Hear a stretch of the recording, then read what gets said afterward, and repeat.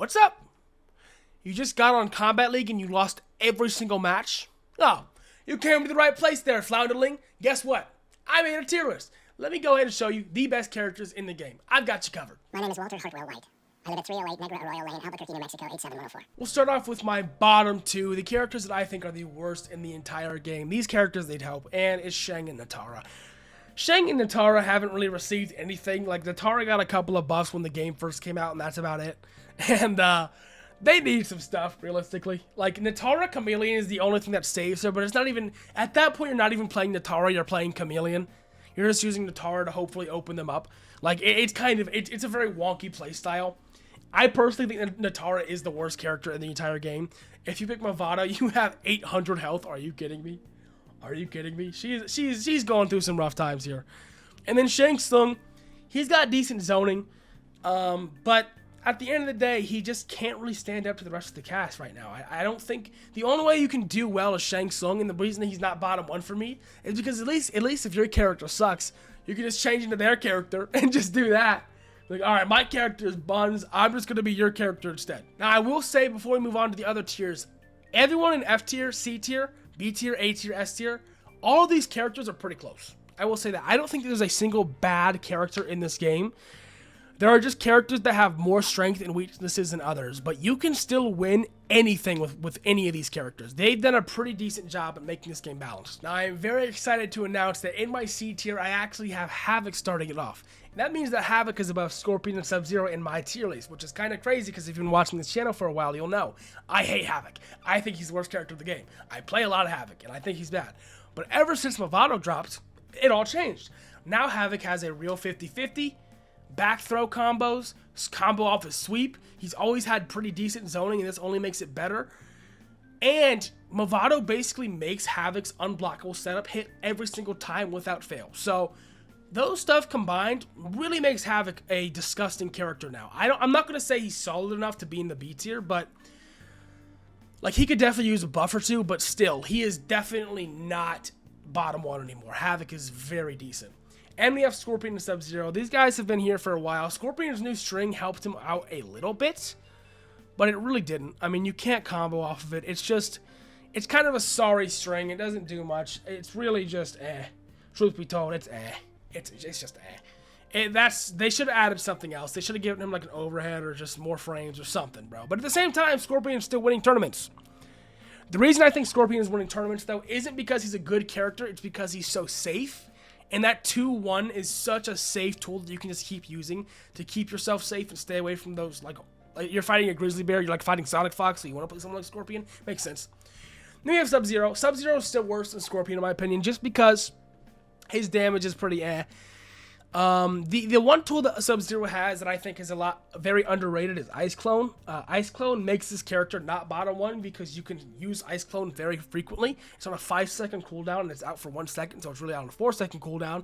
And a move that can freeze you just for walking into it or just for doing a move into it is pretty gnarly on a 4-second cooldown, so keep that in mind.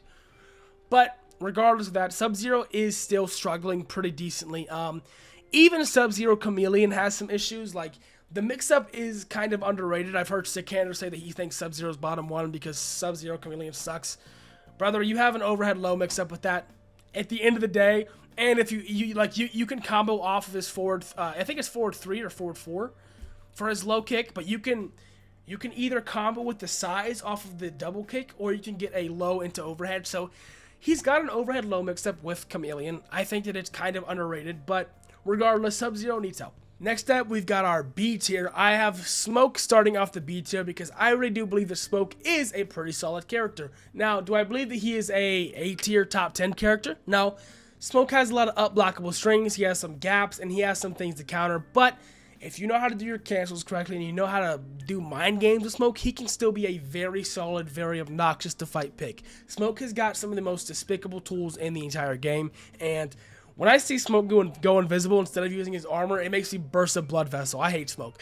Garrus is right next to Smoke because Garrus has still pretty solid. Garrus, Motaro, Garrus, Serena. He has a lot of different things he can go for, and truth be told, Garrus is kind of underrated for how decent he can be, especially with Motaro. I feel like Garrus Motaro is quite an underrated team because Garrus is just such a wonky character, but once you learn his playstyle, you'll start to understand that Garrus has some cool stuff. But I don't, just like Smoke, I don't think he's top 10. I just think he's a very solid character, which, once again, I mean, all the characters in B tier are kind of going to be the same way, but Omni-Man follows straight into that.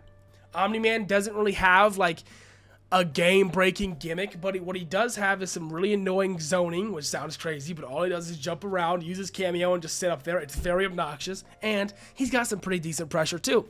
He's got throw combos with Mavado now. Mavado actually might end up being Omni-Man's best cameo, but the thing about Omni-Man is he's just a little bit harder to open people up on if you don't bring Kung Lao or Jax. So we'll have to see, but I have Omni-Man on my B tier because he's still very solid. And once again, Raiden got nerfed. Stormcell isn't as good. Raiden Kano isn't broken anymore, but Raiden's still pretty solid. He can get your low combos. He can do the overhead low mix-ups. I mean, you don't get a full combo from your overhead, but it's still some like 8% decent damage. Raiden's pretty solid. Now, the reptile buffs actually did help Reptile out a lot. The reptile buffs make Reptile feel a lot different. You can spam that cancel as much as you want, and it's very hard to punish with certain characters. But it's important to keep in mind that just because Reptile is better doesn't mean he's really going to shift too much in the tier list. I actually still think he's a very solid character. I don't think he's cheap or cheesy or anything. I think he's at like a perfect level, 50%. That's exactly where this character should be. Now he feels solid enough to do stuff. Li Mei, I've been watching a lot of Rewind recently. Li Mei has some issues. Short T-Rex arms isn't necessarily the best in terms of range, but when it comes to damage, she is absolutely insane. So if you're able to hit one of those combos, I mean, it's like half their health bar. If they brought Mavado, they're gonna die in like one more hit. So Li Mei does some shotgun level damage, but like I said, short arms, not the best range, and okay zoning. It's a high every time, so she's definitely got some issues. But if you land a combo, it's a shotgun blast. Then I have Baraka right next to Li Mei. I think Baraka, once again, very solid character. Baraka still has the armor break. He has overhead low mix-up. So any character with an overhead low mix-up is obviously going to be pretty decent. I don't think a character with an overhead low mix-up in Mortal Kombat 1 would ever be below B tier. The only reason I have Baraka a little bit lower is due to the fact that all of his cameos got heavily nerfed. Baraka Striker, Baraka Kano, Baraka Cyrax, all of these things were nerfed over the period of this game, and now Baraka feels like he doesn't have a single cameo, really. He feels kind of lost, honestly, but regardless of that, I still think Baraka is a B-tier character. And Rain got those buffs, definitely helped him out a little bit. Rain has the ability to do some interesting cancels now. The only issue is I haven't seen too much Rain in pro competitions. I haven't seen too much Rain in anything related. Rain has definitely got some interesting tools, and he's definitely good, but at the same time, there are just characters who do what he does better. I think the Quan Chi is still a better Rain. I think that Liu Kang is a better Rain. He's just a better zoner. He just spams projectiles the whole time. He's pretty disgusting. And if you know how to play Liu Kang, you can do everything that Rain does 10 times better. The only thing you don't get is those setups, but just play Katana. Katana has a flush too. And finally, to top off the B tier, we have Mileena. Mileena is an okay character. You know, she has some interesting strings, like the overhead low strings, and she's kind of hard to block online, but she's okay. You know, like I said, she is okay. I think that Mileena is very solid. That's why she's in the B tier. She has overhead low mix-up, so you can't really say no. But at the same time, her strings are unblockable, and you can kind of predict them once you get hit by them enough. They look very similar, but you can predict the overhead low string if you get hit by it enough and if you watch it enough. And once you start doing that, Mileena becomes a lot less of a threat because she doesn't really have anything else to open you up. All she doesn't have full screen zoning. She's kind of stuck. She's kind of stuck into your face. And if you know how to whiff punish Mileena correctly, it's kind of over. All right, now we can move on to our A tier. I have the A tier capstoned off with Tanya. I think Tanya is a really solid character, probably one of the best in the game. The reason I don't have her in S tier is because I don't think she stands up to the top 5, but she's definitely top 10. I think this character has some of the most disgusting potential, especially with Goro. We see Tanya Goro in a lot of different tournaments, and it is a disgusting thing. She has these full screen combos. She has this disgusting wake up combo. She has these horrible mix-ups that I just hate fighting against. Tanya is a terror. Tanya is a nightmare to fight against. Speaking of nightmares, we have Peacemaker. Peacemaker Chameleon specifically. Peacemaker was nerfed a couple of times, but he's still a very solid character. He's got great zoning. He is very annoying to fight, and with Chameleon, Chameleon makes him 10 times more annoying because you have to guess between the Melina ball roll and the 2-2 grab, which is just really obnoxious. Then we have a character like Johnny. Johnny's also been nerfed a couple of times, but Johnny's doing pretty well. Johnny is, Johnny is Johnny. He's going to keep doing well because he has so much pressure. I hope they don't nerf him anymore because I think he's in a solid spot finally. And yeah, he's pretty solid. Then we have Ermac. Ermac's potential hasn't fully been quite unleashed yet because people are still learning exactly how to play him and what the exact best playstyle is, but I still think that Ermac is a very solid character. Those cancels are disgusting. He has two versions of his cancels. He has like a Sindel float cancel, and he has one of those just normal ass cancels, a dash cancel. Those things are very solid for pressure, especially when you take into consideration all of his throw combos and all the other things that he can do. Ermac is a very solid pick right now. Speaking of solid picks, we have someone by the name of Quan Chisel. Quan Chi is a great pick. Ever since they gave him that armor buff, Quan Chi has been pretty good in tournaments. People who actually spend the time and learn Quan Chi's playstyle do some really cheesy shit with him, and I love some Quan Chi. So I have him in my A tier. I think that his armor shenanigans are disgusting. You pick Sub-Zero and you just beat someone's ass the entire time. Quan Chi's a lot of fun.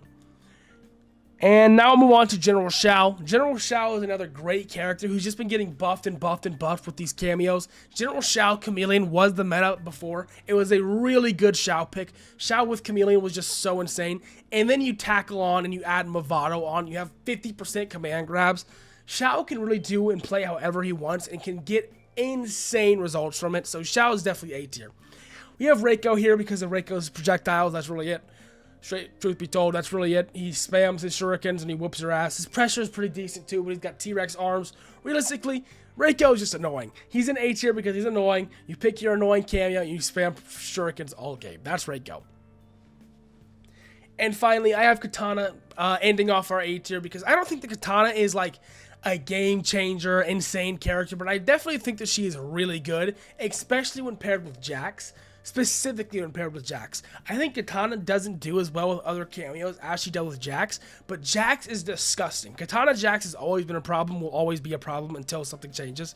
I hope nothing changes though. I hope it continues to be a problem because it should be. That's how the game should feel. A character should have some really fun strategies with the character. That's why I like Havoc so much now. And finally, we come to my personal top 5. This is also curated based on tournament results. I've been watching some tournament gameplay and I realized these characters are just a little bit too dominant. Kenshi especially, with this Mavado buff, Kenshi can now get back grab sandwiches with Sento. I mean, you might as well just work at Subway, bro. I mean, how many sandwiches can you give this guy? He doesn't even need pressure anymore. He just walks up to you like a grappler. It's over. And then you pick Ashra. Ashra has been one of the most disgusting characters in the game since she came out. And ever since Chameleon dropped, she's been even worse. And they haven't touched her. If anything, she's gotten buffed because all of her worst matchups have gotten worse over time. So I think that Ashra is kind of nuts right now, especially with a character like Serena or Chameleon. And truth be told, the Kenshi and Ashra are the two banes of my existence, so seeing them at S-rank top 2 is very sad. Now we have Kung Lao Liu Kang. Liu Kang is a very solid pick, truth be told. Liu Kang Kung Lao is one of the most disgusting picks to this day because of his ability to do those throw combos, because of the zoning, because of his insane triple kick string. All of these tools combined with Liu Kang's simplicity really makes this character dangerous, especially in tournaments and especially in Combat League. He is a jack of all trades. And then you have a character like Kung Lao, who I personally haven't put in my S tier ever, but Kung Lao is really good now. Ever since Janet dropped, Kung Lao Goro as well has been a very good team because you just armor on wake up every time. It's safe, and if you hit them, you get a free combo. So you have this insane armor move, and it combos, which is great. Then you have a safe dive kick. Then you have insane strings, decent projectile. Kung Lao has a lot of tools. I think that Kung Lao kind of took Johnny Cage's spot as the best pressure character, and Kung Lao I think is going to be one of the most dominant characters in the game unless they change him. And then we have Sindel. I knocked Sindel a couple pegs down because she hasn't been seen as much, but I still think Sindel is really good. She's the only character in the game who can make her cameo come out more often with that stupid flick move. It's dumb, but whatever. Sindel Chameleon, you basically don't ever see Chameleon off the screen because of how many times she can call her in, and it's incredibly frustrating. All of the overheads, all of the disgusting setups, it's rough, and I think Sindel deserves that 5th spot. Alright, and that is going to do it for today's tier list. Thank you guys so much for watching. If you agree, if you disagree, if you have some different take, please go ahead and let me know in the comment section below. Also, if you want to have a further discussion, let me know in my Discord server. I have a Discord server linked in the description below. Go ahead and join that up. Also, I'm streaming Mortal Kombat every single night on my YouTube and Twitch channel at Big Flounder, so please go ahead and join me there. With that being said, thank you guys so much for watching, and I will catch you in the next video. Peace.